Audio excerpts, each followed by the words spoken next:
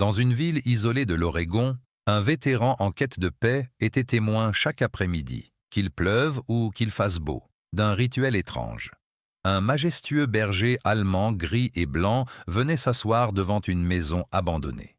Il n'aboyait ni ne bougeait, simplement assis comme un soldat loyal gardant un secret oublié depuis longtemps. Poussé par cette étrange loyauté, le vétéran n'avait aucune idée que découvrir la raison de cette veille l'obligerait à affronter une tragique histoire d'amour de la Seconde Guerre mondiale, et lui confierait une dernière mission qui pourrait soit guérir son âme brisée, soit la briser à jamais. Merci de nous soutenir en vous abonnant à la chaîne. La dernière boîte atterrit sur le sol poussiéreux de la cabane avec un bruit sourd. C'était le dernier écho d'une vie laissée, une vie de bruit et de béton, d'ordre crié et du bourdonnement incessant d'une ville qui ne dormait jamais. Elias Thorne se tenait au centre de la pièce principale, sa silhouette grande et mince se découpant dans la pâle lumière de l'après-midi qui filtrait à travers la grande baie vitrée. À 42 ans, il paraissait plus âgé que son âge. Ses cheveux bruns courts étaient striés d'argent aux tempes et son visage était marqué par les fines rides de la fatigue et des épreuves. Il y avait une gentillesse tranquille dans la ligne de sa mâchoire et la profondeur de ses yeux bleus. C'était un homme doté d'une force résiliente, mais ses épaules portaient un poids invisible. Port Blossom, Oregon. Il l'avait trouvé sur une carte. Un petit point sur une côte réputée pour sa beauté sauvage et accidentée. L'agent immobilier, une femme joyeuse nommée Madame Gable, avait décrit la cabane comme rustique, ce qui était un terme généreux. Elle était vieille, construite avec des rondins épais et sombres, et sentait les aiguilles de pin, la terre humide et des décennies de fumée de bois provenant de la cheminée en pierre. Mais elle était isolée, nichée parmi de grandes Douglas et de cèdres anciens, avec le son faible et rythmé de l'océan Pacifique qui venait s'écraser sur le rivage à moins d'1 kilomètre. C'était parfait. Pendant des années, Elias avait été sergent-chef dans le corps des Marines des États-Unis. Il avait servi dans des endroits où l'air était rempli de sable et où le silence était toujours le prélude à la violence. Il était rentré chez lui avec des distinctions. Une boiterie qui le gênait les matins froids et un esprit envahi par des fantômes. Le calme qu'il recherchait maintenant n'était pas seulement une absence de bruit, c'était la quête d'un silence différent, un silence qui n'était pas vide et menaçant, mais plein et paisible, un silence qui, espérons-le, pourrait enfin apaiser les échos qui résonnaient en lui. Il passa les premiers jours à suivre une routine méthodique et délibérée, déballer des cartons, empiler du bois de chauffage, débroussailler le chemin envahi par la végétation qui menait de son porche à la forêt dense. Chaque tâche était une mission, un ancrage physique contre le flot des souvenirs. Il travaillait jusqu'à ce que ses muscles lui fassent mal, une douleur pure et honnête qui l'accueillait avec plaisir. Il mangeait des repas simples et s'asseyait sous le porche à la tombée de la nuit pour regarder le ciel se teinter d'orange et de violet. Le calme ici était immense, seulement rompu par le cri d'une mouette lointaine ou le bruissement d'une petite créature dans les sous-bois. C'était le silence dont il avait rêvé. Mais il était si profond, si lourd, qu'il semblait parfois avoir une présence propre. Le 3e après-midi, le temps changea. Un épais brouillard gris perle arriva de la mer, engloutissant la cime des arbres et recouvrant le monde d'une brume douce et éthérée. L'air devint frais et lourd d'humidité. Elias était sous le porche, en train de huiler la charnière d'une porte moustiquaire qui grinçait, lorsqu'un calme soudain s'abattit sur la forêt. Les oiseaux se turent, le vent tomba. C'était comme si le monde retenait son souffle. Son entraînement prit le dessus instantanément. Il se redressa, ses sens s'aiguisèrent. Il scruta les limites de la propriété, ses yeux balayant méthodiquement le mur dense de verdure où sa petite clairière rencontrait les bois sauvages. Puis, il l'aperçut, debout juste à l'intérieur de la lisière des arbres, partiellement masqué par un rideau de brouillard. C'était un chien, un berger allemand, grand et majestueux, dont le pelage était un mélange étonnant de gris loup et de blanc argenté, le faisant ressembler à une créature sortie d'un conte de fées, un fantôme conjuré par la brume elle-même. Il se tenait parfaitement immobile, la tête haute, les oreilles dressées et alerte. Ce n'était pas un chien errant. Il n'y avait aucun signe de faim ou de négligence dans son attitude puissante. C'était un gardien, un sentinelle. Elias se figea, la main immobile sur la porte. Le chien se trouvait à environ 50 mètres, observateur silencieux. Il n'aboyait pas, ne grognait pas, ne bougeait même pas. Il se contentait de le regarder, et c'était la qualité de son regard qui frappa Elias au plus profond de lui-même. Ses yeux étaient sombres et intelligents, remplis non pas d'agressivité, mais d'une profonde lassitude inébranlable. C'était une évaluation, une appréciation de sa présence dans cet endroit tranquille.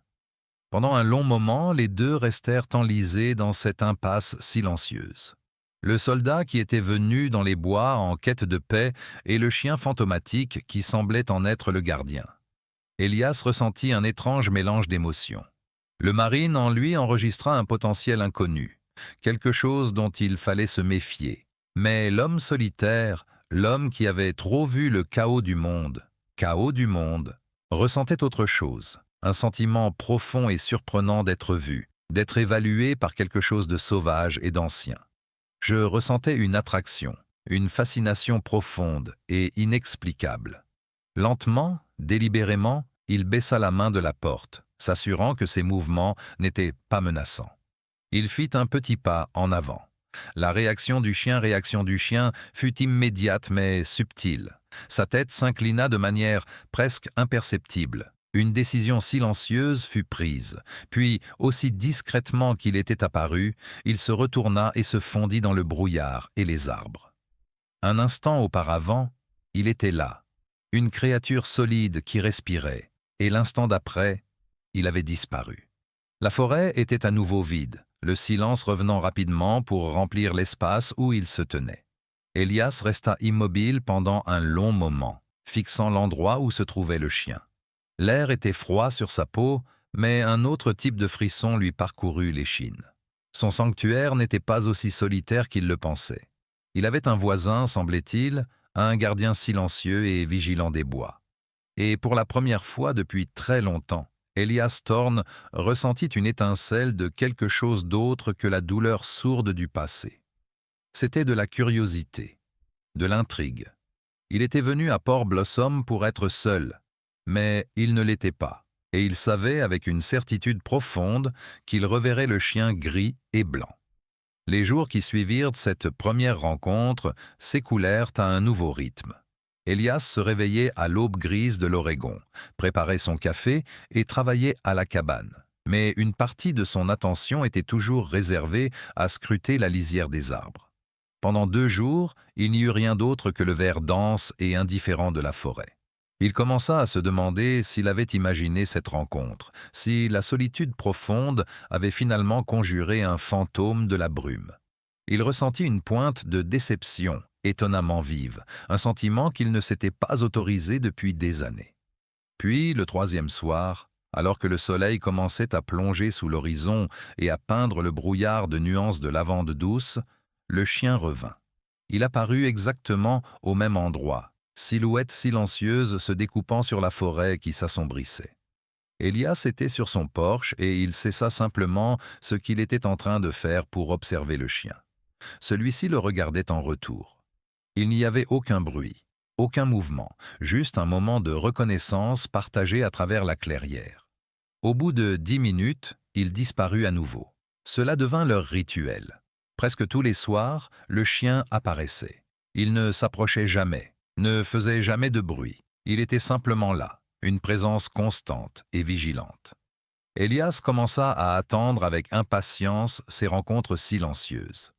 La présence du chien n'empiétait pas sur sa solitude, mais lui donnait plutôt un point de mire, un but. Il se surprenait à penser au chien pendant la journée, se demandant où il allait, ce qu'il faisait dans la vaste nature sauvage inexplorée qui l'entourait. Il commença à l'appeler Ombre. Ce nom lui semblait approprié. Il évoquait le et à la façon dont il se matérialisait dans la pénombre, comme s'il faisait partie des ombres du soir elles-mêmes.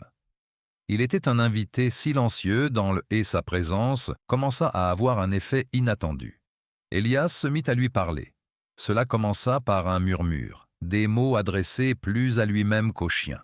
« Eh bien, ombre, une autre journée s'achève. » Mais bientôt cela évolua. Debout sur son porche, à une distance respectueuse, Élias racontait au chien sa journée. Il décrivait la planche mal fixée qu'il avait réparée, la souche tenace qu'il avait essayé d'arracher, la famille de cerfs qu'il avait vue près du ruisseau. Il parlait de choses qu'il n'aurait jamais dites à quelqu'un d'autre, de petites observations et des pensées fugaces. En retour, le chien se contentait de rester debout et d'écouter, inclinant parfois la tête comme s'il réfléchissait. Pour un homme qui avait passé des années à communiquer dans le langage laconique et déficient de l'armée, ces conversations à sens unique étaient un exutoire. Shadow était le confident idéal, un témoin silencieux qui ne portait aucun jugement et ne demandait rien en retour. Il était un étrange réconfort vivant, un compagnon qui partageait sa solitude sans la perturber. Un après-midi, une pluie froide et persistante commença à tomber. Élias travailla à l'intérieur, rangeant la petite cuisine, mais il jetait sans cesse des coups d'œil par la fenêtre. Le soir vint et la pluie ne cessait pas. Il ne s'attendait pas à voir Shadow par un tel temps, mais lorsqu'il regarda dehors, il était là. Le chien se tenait à sa place habituelle, trempé et ruisselant, la pluie collant sa belle fourrure grise et blanche à son corps. Il semblait stoïque et inébranlable, mais pour la première fois, Élias vit une pointe de vulnérabilité sous son apparence majestueuse. À ce moment-là, Élias vit plus qu'une créature sauvage et mystérieuse. Il vit une âme sœur. Il vit une autre âme naviguant seule dans un monde hostile. Lui aussi avait monté la garde sous la pluie battante et avait enduré l'inconfort au nom d'un devoir que personne d'autre ne comprenait. Ils étaient en quelque sorte pareils. Deux âmes solitaires montant la garde dans la nature sauvage et silencieuse. Ces pensées consolidèrent une décision qui mûrissait dans son esprit depuis des jours. Il se rendit dans la cuisine et trouva un bol en céramique solide qu'il remplit avec les restes de ragoût de bœuf de son dîner. Le riche arôme de la viande et des légumes emplit la petite cabane. Il versa de l'eau fraîche et propre dans un deuxième bol. Puis il ouvrit la porte moustiquaire et sortit sous le porche couvert. Shadow observait chacun de ses mouvements, le corps tendu et alerte, mais il ne s'enfuit pas. « C'est pour toi » dit Élias doucement, sa voix à peine audible malgré le bruit de la pluie. Il plaça les deux bols au bord du porche, aussi près que possible du bois, sans quitter l'abri du toit. Il savait ce qu'il devait faire ensuite. La confiance devait être réciproque. Il devait montrer à Shadow que ce n'était pas un piège, mais un cadeau. Après un dernier regard sur le magnifique, Élias se retourna et rentra à l'intérieur, fermant la lourde porte en bois derrière lui, la laissant légèrement entr'ouverte. Il se dirigea vers la grande baie vitrée, restant dans l'ombre de la pièce faiblement éclairée. Il observa longuement. Shadow ne bougeait pas. Il restait à la lisière des arbres, telle une statue sous la pluie battante, ses yeux intelligents fixés sur les bols. Il était prudent, évaluant le risque. C'était le moment où un animal était le plus vulnérable, acceptant de la nourriture d'une menace potentielle. Élias retint son souffle. Il savait que c'était un moment critique, un test. Finalement, le chien fit un pas hésitant en avant, puis un autre. Il se déplaçait avec une grâce fluide et silencieuse, ses pattes ne faisant aucun bruit sur la terre humide. Il atteignit le bord de la clairière et s'arrêta, levant le nez pour humer l'air, son regard se tournant vers la cabane, vers la fenêtre où Élias se tenait caché. Il s'assurait que le cadeau n'était assorti d'aucune condition. Satisfait que l'humain garde ses distances, l'ombre s'approcha du porche. Il ignora d'abord le ragoût et se dirigea vers l'eau, buvant profondément. Après avoir étanché sa soif, qu'il s'intéressa à la nourriture. Il mangea rapidement et efficacement, sans lever la tête, jusqu'à ce que le bol soit vide. Lorsqu'il eut terminé, il regarda une dernière fois vers la cabane. Ce n'était pas un regard de gratitude au sens humain du terme, mais un regard de reconnaissance. Un accord avait été conclu. Puis, aussi silencieusement qu'il était venu, il se retourna et disparut dans la forêt, balayé par la pluie. Élias poussa un soupir qu'il n'avait pas réalisé, retenait son souffle. Une douce chaleur se répandit dans sa poitrine, chassant une partie du froid persistant qui y régnait depuis si longtemps. Il avait brisé la distance, une confiance silencieuse s'était forgée, une offrande avait été faite et acceptée. L'invité silencieux n'était plus un invité. Il faisait désormais partie de cet endroit, de la vie d'Élias. Le pacte silencieux entre l'homme et le chien se solidifia en une routine réconfortante. Chaque soir, alors que la lumière du jour-lumière commençait à décliner, l'ombre se matérialisait à la lisière de la forêt. Elle attendait patiemment qu'Élias place les bols sur le porche avant de s'approcher pour manger et boire. La distance entre eux restait une frontière de respect qu'aucun des deux ne tentait de franchir. Mais la tension qui remplissait autrefois l'espace avait disparu. Elle avait été remplacée par une familiarité tranquille, une compréhension mutuelle qui n'avait pas besoin de mots. Cependant, alors que les jours se transformaient en semaines, Élias remarqua quelque chose de nouveau dans le comportement de Elle. Shadow n'était pas seulement un visiteur affamé, ses apparitions avaient un but qui allait au-delà du repas du soir. Il ne s'attardait jamais après avoir fini de manger, il jetait un bref regard reconnaissant à Élias, puis se retournait et s'éloignait au trot, non pas vers les profondeurs de la forêt, mais le long de la lisière, suivant le chemin de la route étroite et pavée qui passait devant la cabane d'Élias. Il y avait dans son départ un air de devoir, une destination qu'il se devait d'atteindre. Le soldat en Élias le reconnut instantanément. C'était le regard d'un homme qui avait une mission. La curiosité, un sentiment qu'Élias avait longtemps réprimé, commença à le ronger. Où allait-il? Quel était ce pèlerinage quotidien silencieux? Un après-midi, après que Shadow eut mangé et soit parti, Élias décida qu'il devait savoir.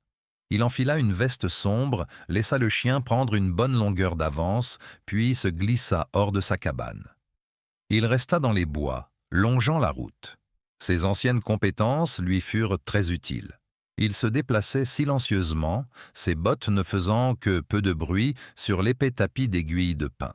Se servant des troncs massifs des sapins comme couverture, il était un fantôme à part entière, traquant un autre fantôme. Il pouvait voir Shadow trotter régulièrement le long de l'accotement, une forme grise et blanche sur l'asphalte. Le chien ne regardait jamais en arrière, entièrement concentré sur le chemin devant lui.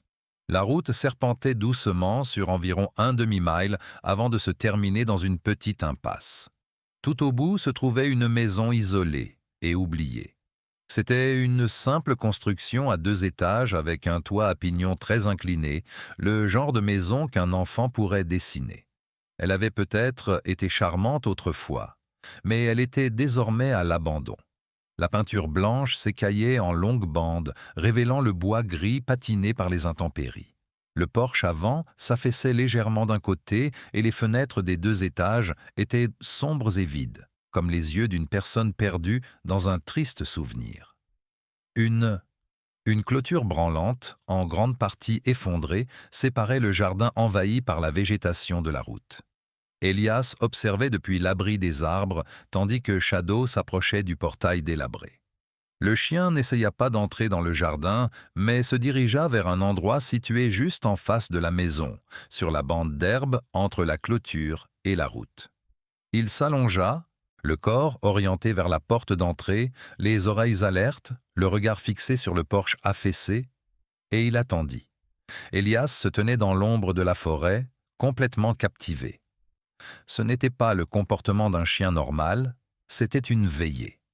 Il observa pendant près d'1 heure, tandis que l'ombre restait parfaitement immobile, sentinelle silencieuse et loyale, gardant une maison qui était depuis longtemps irrécupérable.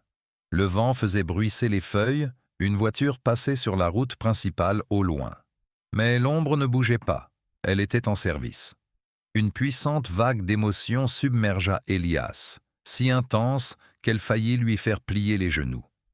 Lui, un sergent-chef, connaissait cette posture, Il l'avait vu chez de jeunes marines montant la garde dans la nuit noire de la nuit dans un pays étranger. Il l'avait ressenti dans ses propres os, cet engagement inébranlable envers un poste, envers une promesse. Quelle promesse ce chien tenait-il? Qui attendait-il dans cet endroit solitaire et délabré? Profondément ému, Elias se retira aussi silencieusement qu'il était venu, laissant le chien à sa tâche solennelle. Il ne voulait pas s'immiscer dans ce qui lui semblait sacré, un rituel de loyauté qu'il n'avait pas le droit de perturber. Ce soir-là, lorsque Shadow revint pour son repas, la nature de leur conversation à sens unique changea. Elias ne parlait plus de choses insignifiantes. Il regardait cet animal fier et mystérieux et voyait en lui un compagnon d'armes. « Moi aussi, j'ai monté la garde, tu sais », dit Elias d'une voix basse et chargée d'émotion, debout sous son porche. Shadow interrompit son repas et leva les yeux vers lui. « J'ai monté la garde pour des hommes qui ne rentreraient jamais chez eux. Tu les attends même quand tu sais que c'est sans espoir, parce que c'est le travail, c'est la promesse, quelqu'un doit se souvenir, » finit-il par dire à Shadow. Il lui parla de ses camarades, des liens forgés dans la poussière et le feu. Il parla de loyauté, celle qui transcende les ordres et devient une partie de votre âme. Il ne parlait plus à un chien, il se confiait à une âme sœur, partageant le poids de son propre passé avec la seule créature qui, selon lui, pouvait comprendre le fardeau d'un serment indestructible. Au cours des jours suivants, alors qu'Elias poursuivait ses nouveaux monologues plus profonds, il remarqua un changement subtil dans le comportement de Shadow. La lassitude du chien semblait s'atténuer. Chaque soir, il soutenait le regard d'Elias un peu plus longtemps, et la tension dans ses épaules semblait diminuer quand Elias parlait. C'était un changement minime, presque imperceptible, mais il était bien là. Shadow commençait à comprendre qu'il ne représentait pas une menace. Il commençait à reconnaître que l'homme de la cabane, comme lui, savait ce que signifiait être le gardien d'un souvenir. L'image de la veille solitaire de Shadow hantait Elias. Elle tournait en boucle dans son esprit pendant qu'il travaillait à la cabane, et c'était la dernière chose qu'il voyait avant que le sommeil ne l'emporte. Hantait Elias. Elle lui revenait à l'esprit pendant qu'il travaillait sur la cabane, et c'était la dernière chose qu'il voyait avant que le sommeil ne l'emporte. La loyauté inébranlable du chien était un mystère profondément ancré dans son âme, et il savait qu'il ne trouverait pas la paix tant qu'il ne l'aurait pas compris. Son sanctuaire tranquille renfermait désormais une question qui exigeait une réponse, et pour la trouver, il allait devoir faire la seule chose qu'il avait toujours évitée, rompre l'isolement qu'il s'était imposé. Quelques jours plus tard, Elias se rendit pour la première fois dans la petite ville de Port Blossom, au volant de sa vieille camionnette. La ville se résumait à une seule rue principale qui longeait une courbe de la côte, avec une poignée de magasins, un restaurant et un petit bureau de poste. Elle était calme et sans prétention. Les bâtiments étaient usés par des années d'air salin. Il se gara devant le Port Blossom General Store, une boutique classique avec une grande vitrine et une enseigne en bois délavé. La clochette au-dessus de la porte tinta lorsqu'il entra. La boutique sentait les grains de café, la sciure de bois et le vieux papier. Elle était approvisionnée en tout, des leurres de pêche et de la quincaillerie aux produits frais et aux conserves. Derrière le comptoir se tenait un homme au visage ridé et aimable, avec une chevelure épaisse et blanche. Il portait une chemise en flanelle et salua Elias d'un signe de tête chaleureux. « Je ne vous ai jamais vu par ici », dit l'homme d'une voix amicale et grave. « Je ne fais que passer », répondit Elias en attrapant un panier. « J'ai emménagé dans la vieille cabane sur la route côtière il y a quelques semaines. »« Ah, la vieille Miller Place », sourit l'homme. « C'est bon de voir quelqu'un y vivre à nouveau. J'ai Ben Henderson. J'ai vécu ici toute ma vie. » Il tendit la main par-dessus le comptoir et Elias la serra. Alors qu'Elias rassemblait quelques provisions, il rassembla son courage pour poser sa question, en essayant de paraître désinvolte. Monsieur Henderson, il y a une autre maison au bout de cette route, une vieille maison à 2 étages qui semble être vide depuis longtemps. L'expression amicale de Ben s'adoucit et devint plus réfléchie. « Ah, vous voulez parler de la maison Vance ? » « Oui, Elle est vide depuis des décennies maintenant. C'est vraiment dommage ce qui est arrivé à cette famille. Elias posa ses articles sur le comptoir. Il ne reste plus grand chambre de cette famille, en tout cas pas dans les environs, répondit Ben en enregistrant les courses. La dernière personne à avoir vécu là-bas était Eleanor Vance. Elle est décédée il y a plus de 40 ans. C'était une femme discrète qui vivait surtout recluse, surtout ces dernières années. Il marqua une pause, le regard perdu au-delà d'Elias, comme s'il voyait un fantôme du passé de la ville. Les gens disent qu'elle attendait, continua Ben d'une voix plus basse, se penchant légèrement au-dessus du comptoir. Son amoureux, Samuel Croft, était parti combattre dans la Grande Guerre, la Seconde Guerre mondiale, et il n'était jamais revenu. L'histoire raconte qu'elle avait continué à l'attendre, qu'elle ne s'était jamais mariée, qu'elle n'avait jamais quitté cette maison, qu'elle avait simplement attendu. Il se redressa en secouant légèrement la tête.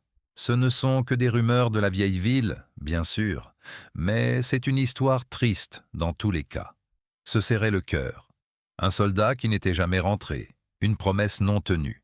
Les pièces commençaient à s'assembler pour former une image de profonde tristesse et de loyauté. Il paya ses courses, remercia Ben pour les informations et quitta le magasin avec un nouveau poids sur le cœur. La maison Vance, Eleanor Vance, Samuel Croft. Les noms résonnaient dans sa tête. Armé de cette histoire fragmentaire, son besoin de voir la maison de près devint impératif. Il sentait qu'il le devait à Eleanor et aux soldats qui n'étaient jamais revenus, mais il savait aussi qu'il devait affronter son gardien. Il décida d'essayer d'abord une approche directe. L'après-midi suivant, bien avant la Elias marcha sur la route tranquille. Le soleil brillait, mais cela ne suffisait pas à réchauffer l'atmosphère mélancolique qui régnait autour de la propriété. Il arriva devant le portail cassé et s'arrêta, fixant la peinture écaillée et les fenêtres sombres. Il se sentait comme un intrus, un envahisseur sur un sol sacré. La maison semblait retenir son souffle, gardant jalousement ses secrets. Cela lui semblait mal. Il ne pouvait se résoudre à entrer dans la propriété. Pas comme ça. Il fit demi-tour et retourna à sa cabane. Sa deuxième tentative fut différente. Il attendit jusqu'au soir, jusqu'à ce qu'il voie Shadow trotter délibérément sur la route. Après lui avoir laissé un peu de temps, Elias le suivit. Il s'approcha lentement, ouvertement, sans se cacher dans les bois cette fois-ci. Il voulait que Shadow le voie, qu'il comprenne qu'il ne lui voulait aucun mal. Il voulait partager la veillée, pas la perturber. Il s'arrêta à environ 6 mètres de l'endroit où Shadow était couché. Le chien, qui faisait face à la maison, tourna la tête pour le regarder. Son expression n'était pas hostile, mais elle était inflexible. Elias fit un pas lent et délibéré en avant, et c'est alors que cela se produisit. D'un seul mouvement fluide, Shadow se leva. Il n'aboya pas, ne grogna pas, ne montra pas les dents. Il se plaça simplement directement sur le chemin d'Elias, formant une barrière vivante entre lui et la maison. Son corps était calme mais ferme, une puissante déclaration d'intention. Ses yeux, intelligents, rencontrèrent ceux d'Elias et le message était parfaitement clair. « Jusqu'ici et pas plus loin? C'est mon devoir de vous garder ici. Vous n'êtes pas le bienvenu. » Elias se figea, la main à demi levée dans un geste apaisant. Il regardait un gardien dans sa forme la plus pure. C'était un avertissement silencieux et puissant, plus fort que n'importe quelle manifestation d'agressivité. Le soldat en Elias reconnut et respecta une limite clairement définie. On lui avait donné un ordre, et il ne le désobéirait pas. Il fit un lent signe de tête, signe de reconnaissance et de reddition. « Je comprends », murmura-t-il, même s'il savait que ces mots étaient inutiles. « C'est votre tour de garde. » Il soutint le regard du chien pendant un instant encore, un accord tacite passant entre eux. Puis Elias se retourna et repartit lentement par où il était venu, laissant derrière lui l'ombre de sa veille solitaire et inébranlable dans la lumière déclinante. On lui avait refusé l'accès, mais il ne partit pas avec frustration, mais avec un sentiment de respect plus profond. Le mystère de la maison Vance était protégé par une loyauté absolue. La tempête arriva sans subtilité, déferlant depuis le Pacifique comme une armée envahissante, précédée d'un ciel couleur prune meurtri.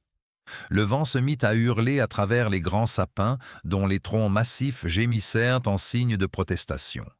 Elias se tenait à l'intérieur de sa cabane, regardant par la fenêtre les premières grosses gouttes de pluie commencer à s'écraser contre la vitre. Bientôt, ce fut une pluie torrentielle, un mur d'eau qui brouilla le monde entier dans un chaos gris tourbillonnant. Le fracas rythmique des vagues de l'océan était devenu un rugissement furieux et constant. Il était en sécurité. La cabane en rondin était solide, construite pour résister au pire du climat côtier de l'Oregon. Mais, alors que la tempête faisait rage, un nœud d'angoisse se forma dans son estomac. Shadow. Sa routine du soir était devenue un point fixe dans sa vie solitaire. Il sortait la nourriture et le chien apparaissait. Ils partageaient un moment de calme avant que Shadow ne parte pour sa veille. Mais pas ce soir. L'endroit à la lisière de la forêt était vide, battu par le vent et la pluie. Elias savait que le chien était quelque part dehors, exposé à toute la fureur de la tempête. L'idée qu'il soit trempé et seul était insupportable. Le mystère du passé du chien n'avait plus autant d'importance que la réalité de son présent. Il ne pouvait pas attendre. Il enfila son lourd équipement imperméable, le même qui l'avait aidé à traverser les moussons dans des contrées lointaines. Il se prépara et ouvrit la porte. Le vent l'arracha de ses mains et la claqua contre le mur de la cabane. Il sortit dans la tempête. La marche d'un demi-mile jusqu'à la maison Vance fut une véritable bataille. La pluie lui fouettait le visage et le vent le repoussait avec une force physique malveillante. Des branches parsemaient la route et de petites rivières d'eau boueuse coulaient sur l'asphalte. Il gardait la tête baissée, le faisceau de sa lampe torche traçant un faible chemin vacillant à travers le déluge. Chaque pas était un effort, mais l'image de l'ombre, seule et vulnérable, le poussait à avancer. Alors qu'il approchait de la fin de la route, sa lampe éclaira une forme recroquevillée dans les ombres les plus profondes du porche de la vieille maison. C'était Shadow, pressé contre le mur avant, sous l'avant-toit pourri et troué du porche, qui n'offrait pratiquement aucune protection. Son magnifique pelage était collé à son corps et il tremblait. Non pas de peur, mais du froid mordant. Pourtant, même dans cet état misérable, il faisait face à la porte d'entrée. Il était toujours en service. Elias eut mal au cœur. « Shadow !» appela-t-il, sa voix presque engloutie par le vent. La tête du chien redressa la tête, les oreilles aplaties pendant un instant. Puis, reconnaissant la voix, elles se détendirent légèrement. Il ne se leva pas pour bloquer le passage. Il se contenta de regarder Elias franchir le portail cassé et entrer dans le porche. La confiance qu'ils avaient établie au cours de semaines de soirées tranquilles et d'histoires partagées restait solide, même au cœur de la tempête. Elias s'agenouilla, ses propres vêtements étaient trempés. « Tu ne peux pas rester ici, mon garçon, » dit-il d'une voix douce. « Ce n'est pas sûr. » Shadow le regarda, puis tourna la tête et regarda la porte d'entrée usée de la maison. Il poussa un gémissement faible et profond, signe d'un profond désir, puis il leva une patte et gratta faiblement le bois, une fois, 2 fois. Ce n'est pas sûr. Shadow le regarda, puis tourna la tête et regarda la porte d'entrée usée par les intempéries. Il poussa un gémissement faible et discret, un son exprimant un profond désir, puis il leva une patte et gratta faiblement le bois, une fois, 2 fois. Ce n'était pas une demande pour être laissé entrer. C'était une supplication, une invitation. Il demandait à entrer dans le sanctuaire qu'il avait juré de protéger. Il demandait de l'aide à Elias. À ce moment-là, Elias comprit qu'il avait reçu la permission. Le gardien l'invitait à franchir le seuil. « D'accord, » dit-il d'une voix rauque. « D'accord, mon garçon, te faire entrer. » Il se leva et examina la porte. Elle était solide, gonflée par des décennies d'humidité et verrouillée de l'intérieur. Il sortit sa lampe torche de sa ceinture et commença à faire le tour de la maison, suivi de près par une ombre humide et frissonnante. À l'arrière de la maison, à moitié caché par des buissons envahissants, il trouva ce qu'il cherchait. Une fenêtre au rez-de-chaussée dont la vitre unique était brisée, laissant un trou irrégulier. « Reste ici », dit-il au chien avec précaution. Elias utilisa le bout de sa lampe torche pour faire tomber les éclats de verre restants du cadre, puis il tendit le bras et déverrouilla le loquet de la fenêtre. Celui-ci était dur, mais avec un grincement de protestation, il céda.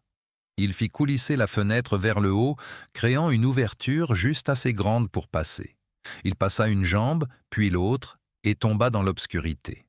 L'air qui l'envahit était épais, froid et lourd. L'odeur de la terre humide, de la moisissure et du bois pourri emplit ses poumons, un parfum de calme profond et de négligence. Il alluma sa lampe et son faisceau transperça l'obscurité totale. Le résumé qu'il avait reçu de Ben Henderson et les vagues rumeurs provenant de la ville ne l'avaient pas préparé à cela. La pièce était un tombeau.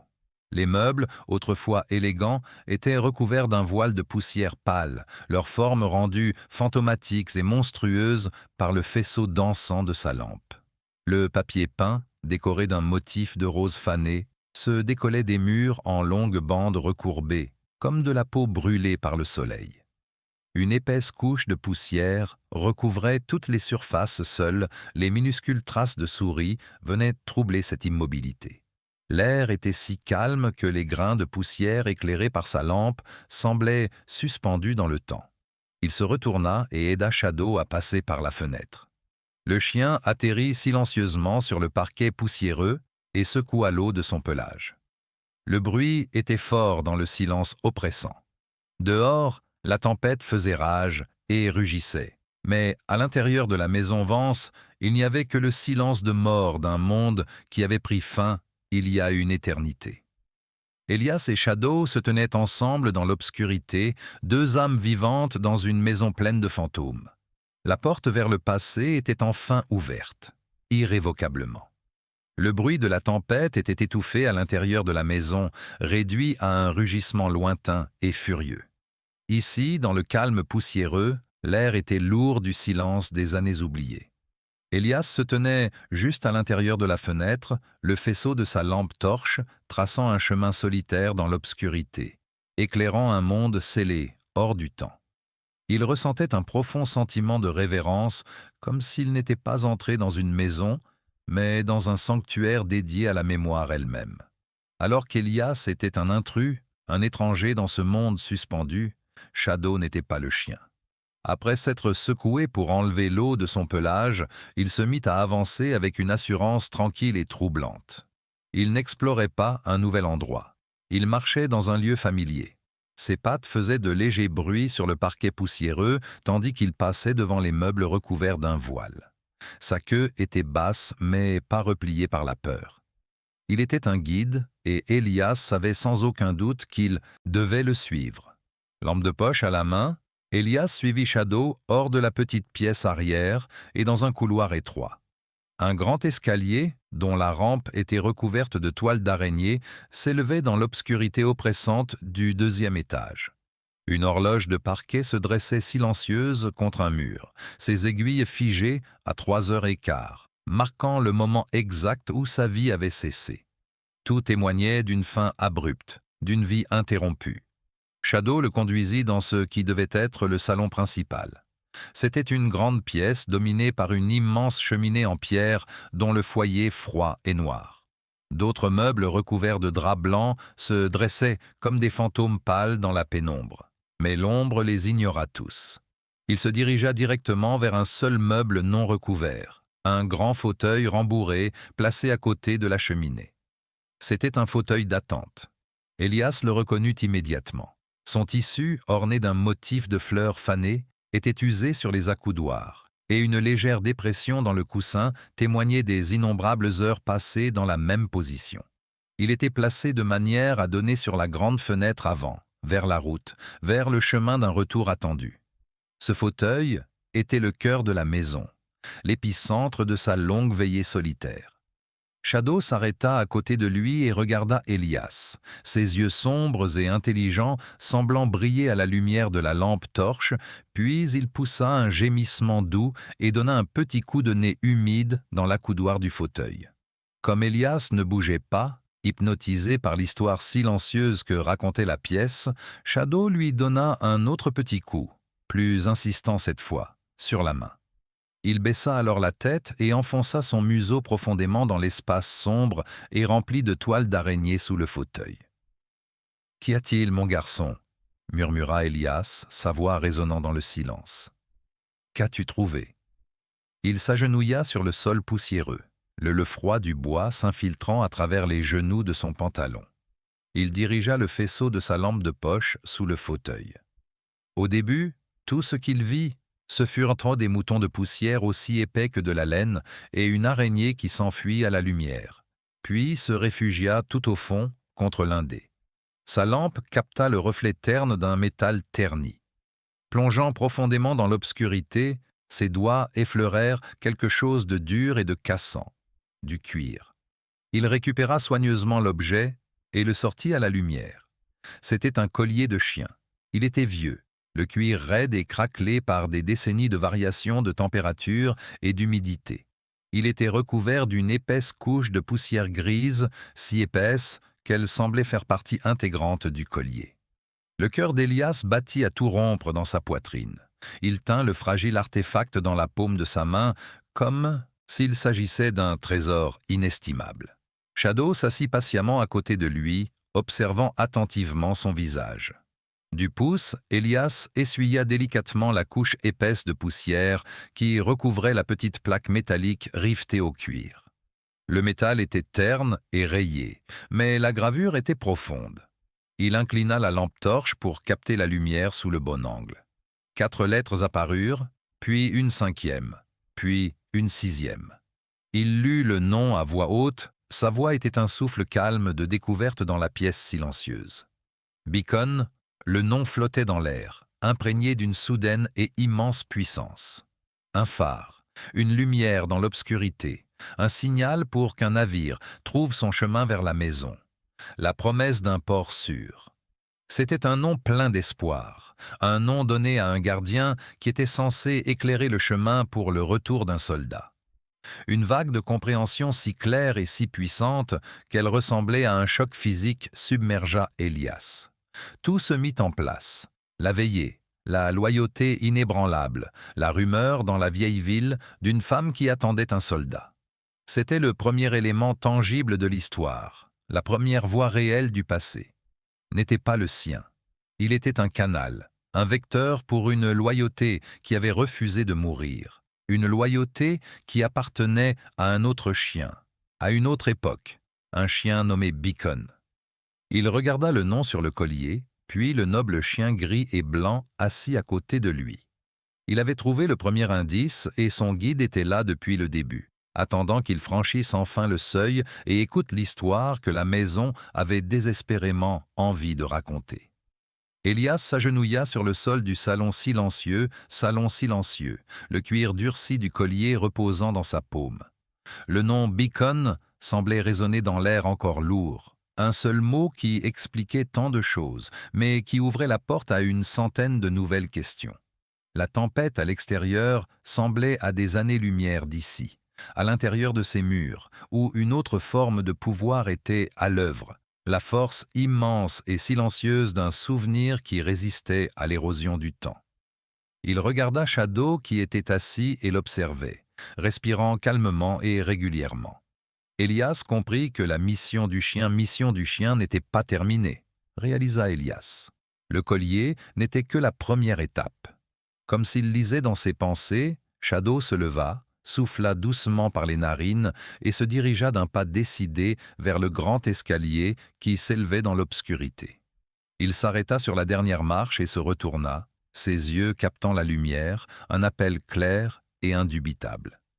Tenant le précieux collier dans une main et sa lampe torche dans l'autre, Élias suivit chacun de ses pas sur le vieil escalier en bois qui grinçait en signe de protestation, le son résonnant dans toute la maison.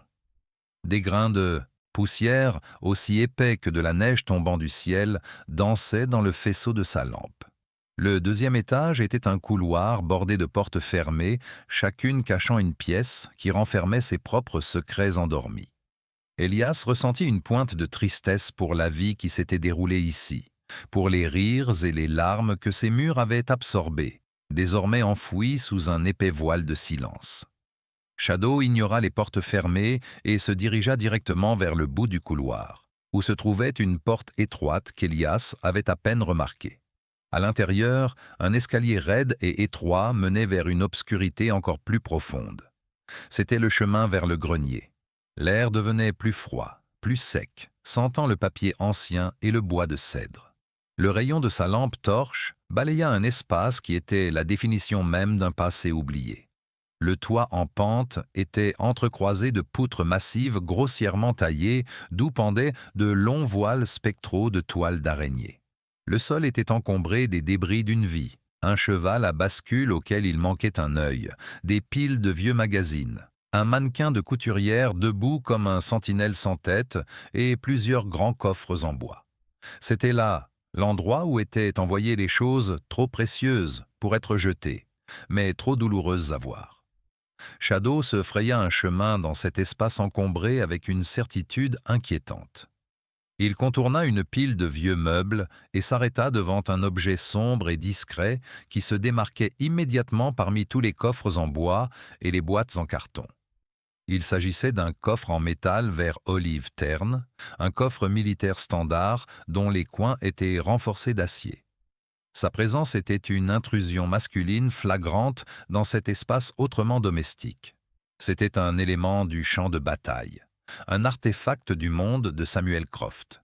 Le chien poussa le métal froid avec son museau, puis regarda Élias avec une détermination tranquille dans les yeux. C'était ça. C'était la destination. Élias s'approcha du coffre, le cœur battant lentement et lourdement contre ses côtes. Il passa sa lampe sur les lettres peintes sur le dessus, effacées mais encore lisibles. S. Croft. Il posa doucement le collier à côté et s'agenouilla. Les deux loquets métalliques à l'avant étaient raides à cause de l'âge, mais ils n'étaient pas verrouillés. Avec un grognement d'effort, il ouvrit le premier. Le bruit résonna comme un coup de feu dans le silence de mort.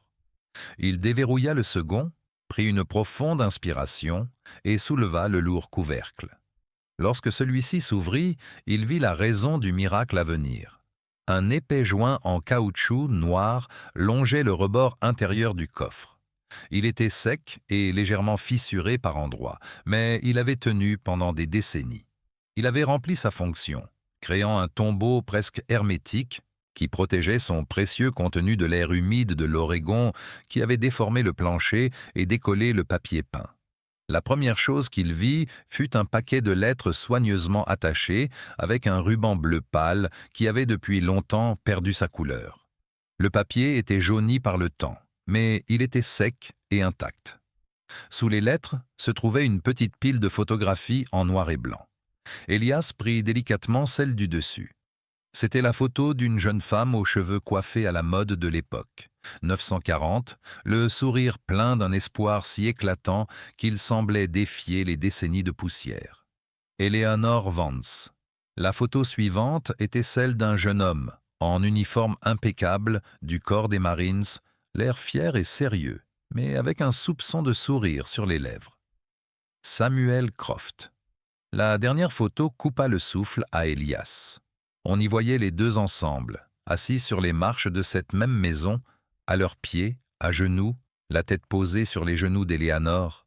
Il y avait un magnifique berger allemand, le portrait craché de Shadow, mais avec un pelage plus foncé. Beacon, niché dans un coin du coffre, blotti sur ce qui semblait être un uniforme plié, se trouvait un dernier objet. Un petit chien en bois, un berger allemand sculpté dans un seul morceau de bois sombre. Il était magnifiquement détaillé, de ses oreilles alertes à la courbe douce de sa queue. Ce n'était pas un jouet, mais une œuvre d'art, un gage d'amour sculpté par un soldat pendant de longues heures solitaires, un morceau tangible de son cœur envoyé à la femme et au chien qu'il avait laissé derrière lui. Élias s'agenouilla dans le grenier poussiéreux, oubliant complètement la tempête qui faisait rage dehors. Le faisceau de sa lampe torche illumina le coffre ouvert, une capsule temporelle d'amour et de loyauté qui avait refusé de s'estomper. Il n'était plus seulement un voisin curieux suivant un chien mystérieux, il était le seul témoin d'une histoire qui avait été scellée pendant plus d'un demi-siècle. Il était le gardien d'une confiance sacrée, et le poids de celle-ci s'abattit sur lui, aussi réel et lourd que l'histoire qui se trouvait devant lui.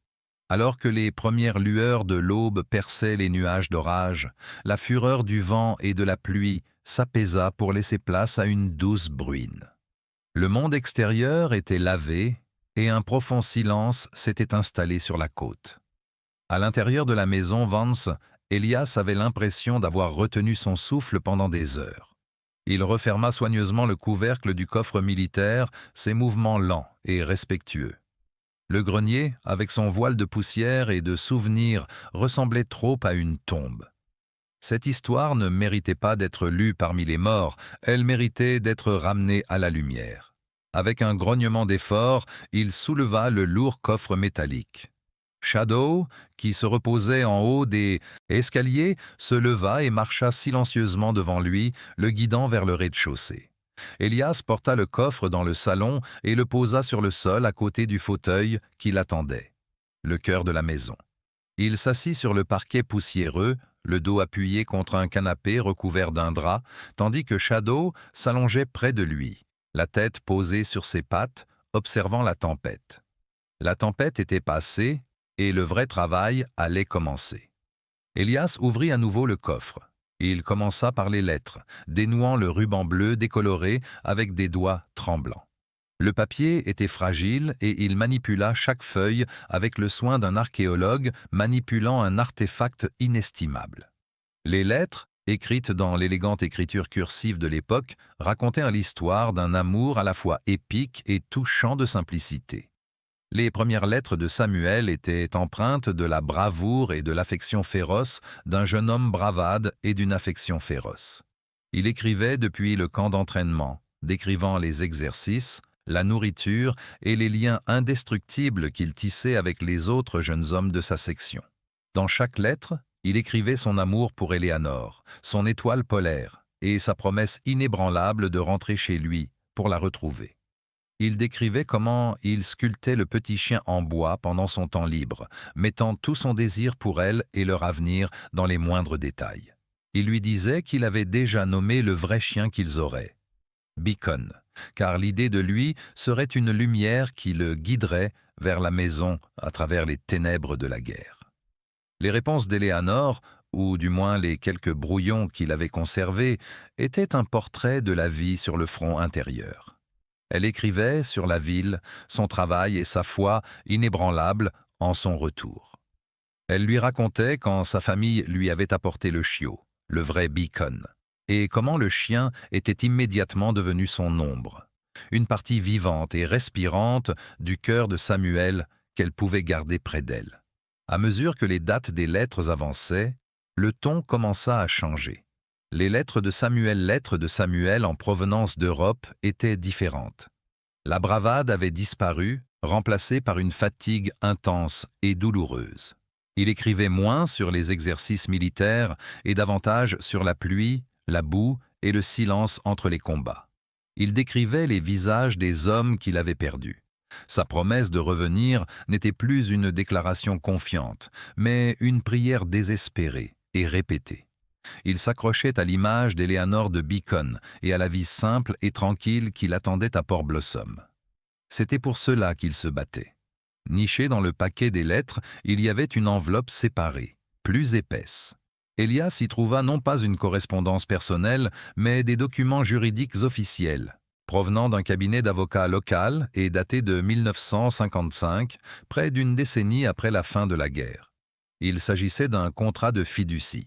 Avec un soin méticuleux et une grande prévoyance, Eleanor Vance avait pris une partie importante de son héritage et l'avait placé dans une fiducie à la Port Blossom Bank. Les instructions étaient simples et d'une clarté déchirante. Le seul but du fonds était de payer automatiquement et à perpétuité les taxes foncières annuelles sur sa maison. Elias fixait le jargon juridique, la gorge serrée par l'émotion. Ce n'était pas l'acte d'une femme perdue dans son chagrin, c'était l'acte d'un soldat. Elle défendait son poste. Elle s'assurait que la maison pour laquelle Samuel s'était battu, le sanctuaire où il rêvait de revenir, serait toujours là pour l'attendre. Son amour n'était pas seulement une chose passive et douloureuse, c'était une force active et durable, une bataille silencieuse qu'elle avait menée contre le temps et la décrépitude pour le reste de sa vie. Il lut les dernières lettres de Samuel, son écriture devenait de plus en plus hâtive, les mots de plus en plus rares. La dernière enveloppe n'avait pas été ouverte. C'était l'une de ses propres lettres à elle, renvoyée. Sur le devant, un timbre violet austère indiquait « Décédé ». Elias remit soigneusement la lettre dans le coffre. Il ressentait un lien profond et douloureux avec le jeune homme qui était mort sur une côte étrangère il y a si longtemps. Ce n'était plus seulement un nom sur une page, c'était un frère. Elias connaissait le poids des promesses qu'un soldat fait non seulement à ses proches, mais aussi à lui-même. Survivre pour retourner vivre la vie que ses camarades tombés au combat ne pouvaient plus vivre. Samuel Kraft avait fait cette promesse, mais la cruauté du destin l'avait brisée. Il regarda autour de lui la pièce en ruine, la poussière et le silence, puis l'ombre, l'écho vivant d'une loyauté qui avait défié la mort elle-même. Un nouveau sentiment commença à s'installer en lui, clair et indéniable.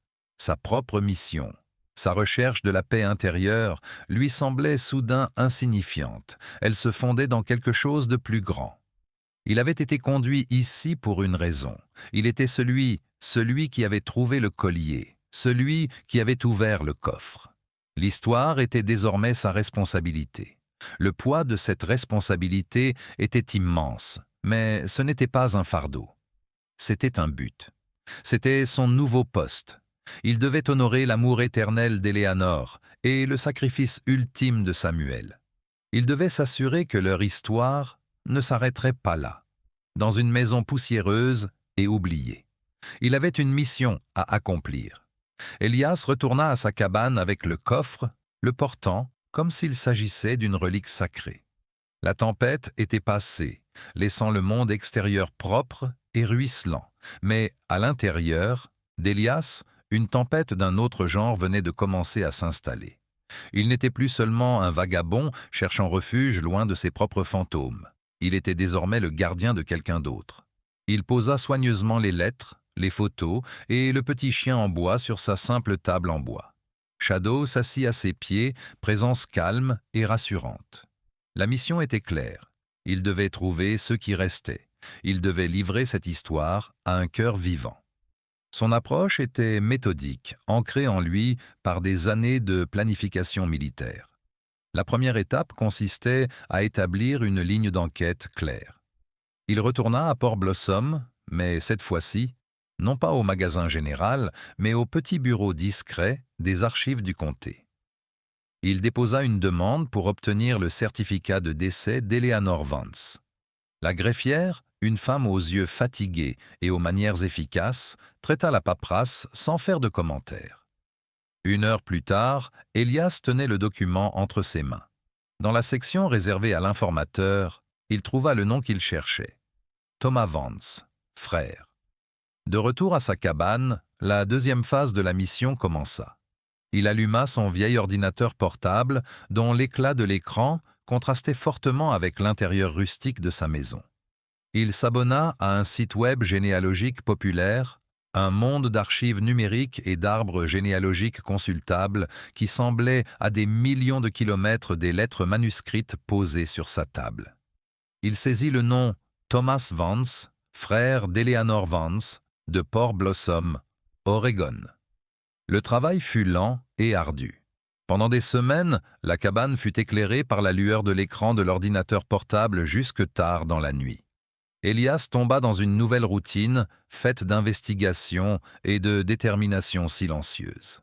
Pendant la journée, il coupait du bois et s'occupait de sa petite propriété. Le soir, il nourrissait Shadow, qui partait ensuite pour sa veille solennelle à la maison V, laissant Elias seul. Il restait assis pendant des heures à retracer une vie à partir des faibles traces numériques qu'elle avait laissées derrière elle. Il se heurta à d'innombrables impasses.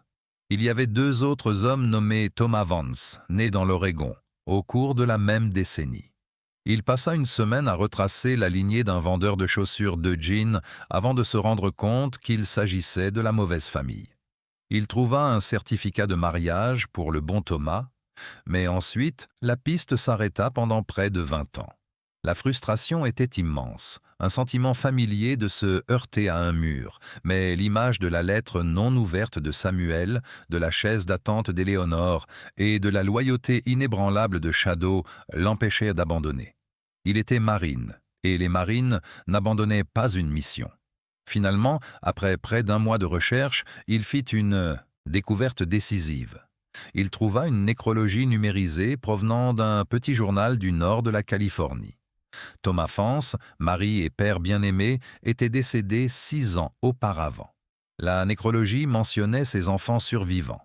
À partir de là, la piste devint plus claire. Il retrouva la trace du fils de Thomas Fils Michael grâce au registre public et trouva l'annonce de la naissance de sa fille, née 32 ans plus tôt à Portland. Elle s'appelait Rachel Vance. Une recherche rapide sur les réseaux professionnels lui donna la dernière pièce du puzzle. Rachel Vance, architecte paysagiste diplômée, vivait et travaillait toujours à Portland. Il fixa longuement le numéro de téléphone affiché à l'écran. C'était l'étape la plus difficile, une étape qui exigeait non seulement de la logique, mais aussi un acte de foi. Comment expliquer tout cela à une inconnue? Comment la convaincre? Il prit une profonde inspiration, décrocha son téléphone et composa le numéro. Dans un bureau minimaliste et élégant de Portland, Rachel Vance fixait une série de plans. Ils concernaient la cour d'un nouveau parc d'affaires. C'était un design d'une perfection stérile, avec des lignes épurées, des jardinières symétriques et une espèce d'herbe ornementale résistante et nécessitant peu d'entretien. C'était sans âme, tout comme son travail était devenu à 32 ans. Avec ses yeux verts brillants et intelligents et ses cheveux auburn qu'elle attachait souvent en un chignon désordonné. Rachel avait autrefois rêvé de concevoir des parcs publics animés, des lieux communautaires et d'une beauté naturelle. Aujourd'hui, elle se sentait comme un rouage dans une machine, concevant des espaces esthétiquement agréables mais sans vie pour des entreprises. Elle se sentait coincée, sa créativité étouffée, ses journées se fondant dans un gris monotone. Son téléphone vibra, affichant un numéro qu'elle ne reconnaissait pas, avec un indicatif côtier. Agacée, pensant qu'il s'agissait d'un autre entrepreneur, elle répondit d'un ton professionnel et sec « Ici Rachel Vance. »« Mademoiselle Vance », dit une voix masculine était calme, posée et sérieuse. « Je m'appelle Elias Thorne. Je sais que cela va vous paraître étrange, mais je vous appelle au sujet d'une maison dans une ville appelée Port Blossom. » Rachel fronça les sourcils, immédiatement sur ses gardes. « Je pense que vous vous êtes trompé de numéro. Je ne connais personne à Port Blossom. »« Oh, la maison appartient à votre grand-tante Eleanor Vance, » continua la voix sans se laisser décourager. Le nom éveilla un vague souvenir lointain. Un nom mentionné en passant par son grand-père quand elle était enfant, qui ne signifiait presque rien pour elle. « Écoutez, monsieur Thorne, je suis très occupé. Est-ce que cela concerne la vente d'une propriété? Parce que cela ne m'intéresse pas. »« Non, » répondit Elia d'une voix toujours patiente. « Il ne s'agit pas de cela, mais d'une promesse. Il s'agit d'un soldat nommé Samuel Croft et d'un chien nommé Beacon. » Les noms prononcés avec une telle gravité la firent réfléchir. Ce n'était pas l'appel d'un vendeur ordinaire, c'était trop spécifique, trop étrange. Son agacement initial fit place à une curiosité méfiante. « Je ne sais pas de quoi vous parlez, » dit-elle d'une voix un peu moins assurée. « Je sais, » dit Elijah. « Moi non plus, jusqu'à il y a quelques semaines. J'habite à côté de la maison. J'ai trouvé quelque chose. Quelque chose a été laissé là, et je crois que cela appartient à votre famille. » Il n'insista pas, il n'embellit pas, il énonça simplement la vérité. « Je ne peux pas tout expliquer au téléphone, c'est une longue histoire, mais si vous êtes prête à venir en voiture, je peux vous montrer. Je crois que c'est vous qui avez besoin de l'entendre. » Rachel resta silencieuse pendant un long moment, les yeux rivés sur les plans sans âme posés sur son bureau. L'appel était bizarre, peut-être une blague ou une arnaque élaborée. Toute la partie logique de son cerveau lui disait de raccrocher. Mais une petite partie agitée d'elle-même, celle qui était fatiguée des plans stériles et des journées prévisibles, était intriguée. Une maison, un soldat, une promesse. Cela ressemblait à quelque chose tiré d'un vieux livre, quelque chose de réel, de compliqué et d'important. « Je vais y réfléchir », dit-elle finalement, une réponse évasive.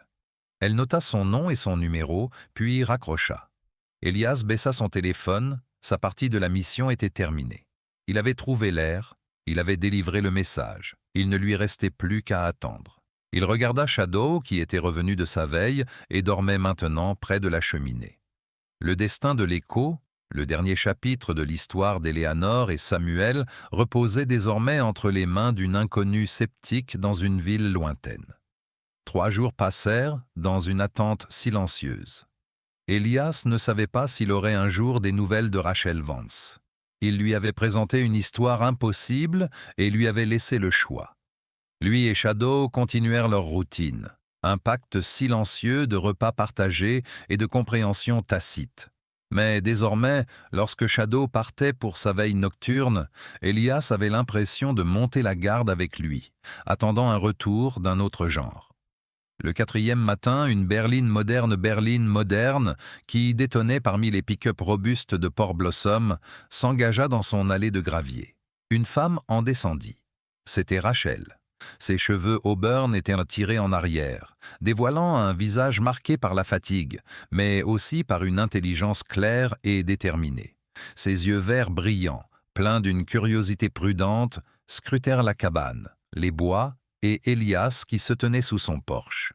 Elle était vêtue de manière pratique, en jean et veste, une citadine avançant prudemment dans un monde qui n'était pas le sien. Elias se contenta de hocher la tête en guise de salut. « Je suis contente que tu sois venue. Je ne sais toujours pas pourquoi je suis ici, » admit-elle d'une voix tendue. « C'est fou, je sais, » dit-il calmement. « Laisse-moi te montrer pourquoi ce n'est pas le cas. » Il la conduisit à l'intérieur de sa petite cabane. Sur la table, il avait disposé tout ce qu'il avait trouvé dans le coffre. La pile de lettres attachée par un ruban décoloré, les photos en noir et blanc, le vieux collier en cuir et le petit chien en bois sculpté à la main. Alors que Rachel s'approchait de la table, son scepticisme commença à s'estomper. Elle prit la photo d'Éléanore et Samuel, ses doigts effleurant l'image du jeune couple plein d'espoir. Elle vit les traits de sa propre famille dans le sourire d'Éléanore. Elle toucha le chien en bois, dont la texture lisse et usée témoignait des mains qui l'avaient insculpté. Puis elle vit le collier, le nom Beacon, encore lisible sur la plaque ternie. La réalité des objets, le poids tangible de l'histoire qu'ils renfermaient, était indéniable. Son sang-froid professionnel s'effondra et ses yeux verts se remplirent de larmes qu'elle ne chercha pas à cacher. « Je n'ai jamais su, » murmura-t-elle, la voix étranglée par l'émotion. « Mon grand-père Thomas n'en a jamais parlé. » C'est alors que Shadow, qui était couché tranquillement près de la cheminée, sembla sentir le changement dans la pièce. Il se leva et s'approcha doucement de Rachel en tapotant. Il ne sauta pas et n'aboya pas, mais il poussa doucement sa tête contre sa main et poussa un gémissement grave et heureux. Rachel eut le souffle coupé, ses larmes cessèrent et une expression de pure stupéfaction traversa son visage. Elle tomba à genoux, caressant la fourrure familière du chien. « Titan !» dit-elle d'une voix mêlée d'incrédulité et de joie débordante. « Oh mon Dieu, Titan Hamster !» Au son de son vrai nom, l'attitude stoïque du chien a disparu, sa queue a commencé à battre contre le sol et il a léché son visage, une démonstration d'affection qu'Elias n'avait jamais vue. « Tu l'as appelé Shadow », a dit Rachel en levant les yeux vers Elias, les yeux écarquillés, comprenant soudainement. « C'est mon chien. C'est Titan. Il s'est enfui de mon jardin à Portland il y a des mois. Je pensais l'avoir perdu pour toujours. » Elias a senti la dernière pièce du puzzle se mettre en place. « Il est venu ici », a-t-il dit avec admiration. « Il a trouvé son chemin jusqu'ici. »« Mais comment ?» a demandé Rachel en serrant son ami perdu de longue date dans ses bras. l'avait perdu pour toujours. Elias sentit la dernière pièce du puzzle se mettre en place. « Il est venu ici », dit-il avec admiration. « Il a trouvé son chemin jusqu'ici. Mais comment ?» demanda Rachel en serrant dans ses bras son ami perdu depuis longtemps. « Il jamais été ici, ou bien si ?» Elle ferma les yeux et, alors qu'elle serrait le chien dans ses bras, un souvenir lointain et onirique remonta à la surface de son esprit. C'était un éclair de soleil éclatant, l'odeur du sel et des pins, la sensation d'une marche en bois épineuse sous sa petite main. Elle n'avait pas plus de 4 ou 5 ans. Son grand-père Thomas était là et un titan plus jeune et plus turbulent qu'un simple adolescent dégingandé courait après une balle dans une cour envahie par l'herbe.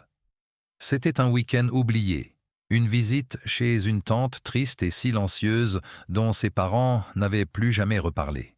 « Je m'en souviens », dit-elle en ouvrant grand les yeux.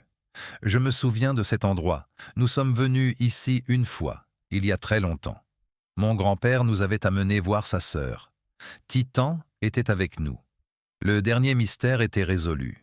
Ce n'était pas une magie ancestrale inconnaissable qui avait guidé le chien, mais un souvenir latent, une odeur, une sensation d'un lieu lié à son humain bien-aimé, enfoui au plus profond de lui, qui l'avait poussé à entreprendre son incroyable voyage de retour. Plus tard dans la journée, tous les trois, une nouvelle famille improbable marchèrent jusqu'à la maison des Vance. Titan ne trottait plus joyeusement entre eux, sa veille enfin terminée.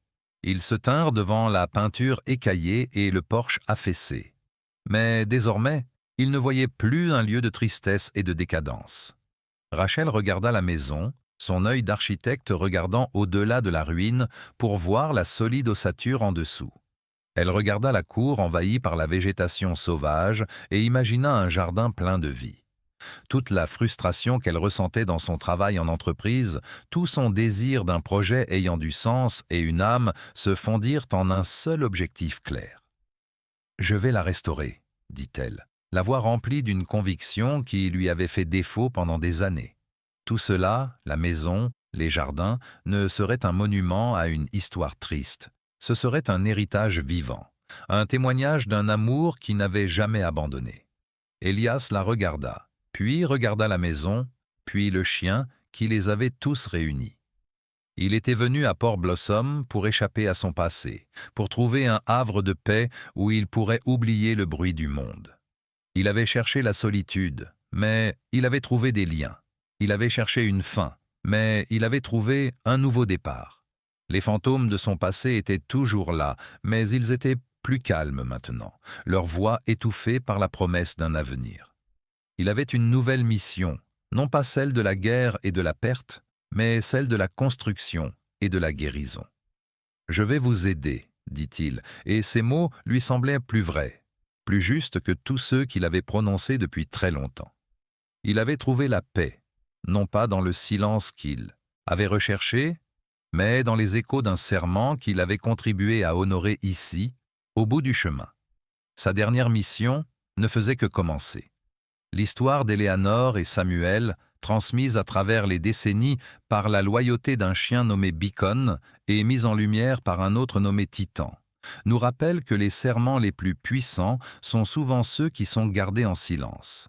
Elle nous montre que la véritable loyauté ne s'estompe jamais vraiment. Elle attend simplement un cœur prêt à écouter son écho. Si leur incroyable héritage d'amour a touché votre cœur, nous serions honorés que vous partagiez vos pensées dans les commentaires ci-dessous. En partageant cette histoire et en vous abonnant à notre chaîne, vous nous aidez à faire en sorte que ces liens puissants ne soient jamais oubliés.